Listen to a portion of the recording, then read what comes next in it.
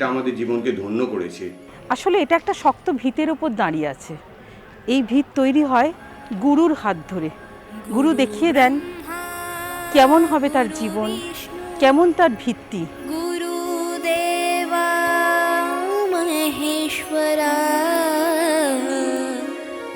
गुरुदेवा परं ब्रह्म तस्मै श्री गुरुवे नमः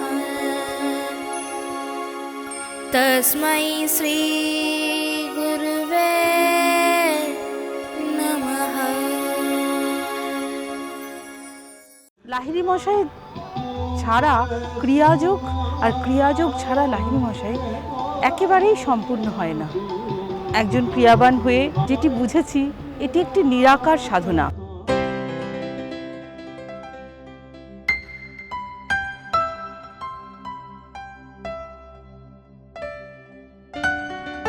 ক্রিয়াযোগ সাধনা আর 5টা সাধনার মতনই একটি গুপ্ত সাধনা।